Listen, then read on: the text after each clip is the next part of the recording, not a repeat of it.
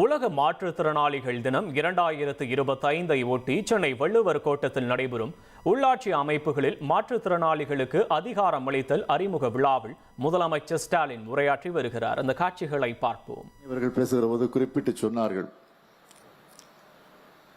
இது ஒரு உணர்ச்சிகரமான நிகழ்ச்சியான நிகழ்ச்சி என்று. உண்மைதான். ஆக அந்த உணர்வோடு தான் நான் இந்த நிகழ்ச்சியில பங்கேற்றுக் கொண்டிருக்கிறேன். இங்கே வந்திருக்கக்கூடிய அதேபோல் இந்த நிகழ்வை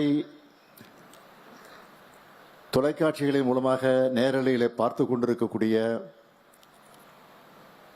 அத்தனை மாற்றுத்திறனாளி சகோதர சகோதரிகளுக்கு முதல்ல என்னுடைய இதயபூர்வமான மாற்றுத்திறனாளிகள் நாள் வாழ்த்துக்களை நான் தெரிவித்துக் கொள்ள விரும்புகிறேன். இந்த நாள்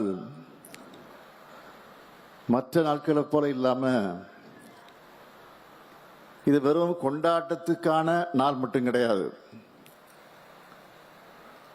நம்ம திராவிட மாடல் அரசை பொறுத்த வரைக்கும் மாற்றுத்திறனாளி தோழர்களுக்கு சம வாய்ப்புகளை வழங்கி சம உரிமையோட சமுதாயத்தில் வாழ்வதற்கான நடவடிக்கைகளை மேற்கொள்ளுகிற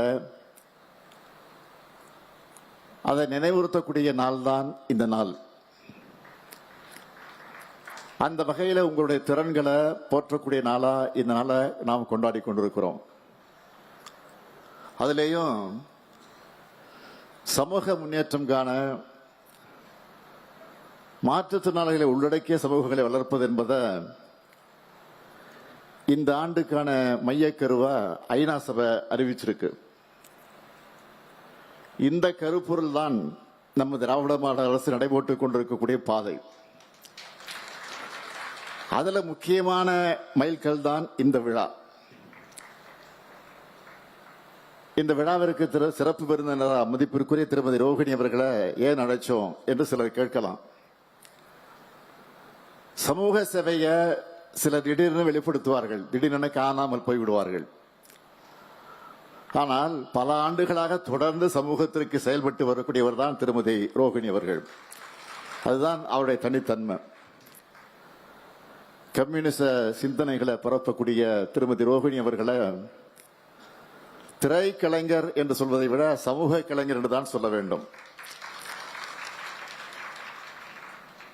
அவரது பணி சிறக்க வாழ்த்துக்கள். அழைப்பு ஏற்று வந்தமைக்கு எனது நன்றியை நான் தெரிவித்துக் கொள்ள விரும்புகிறேன்.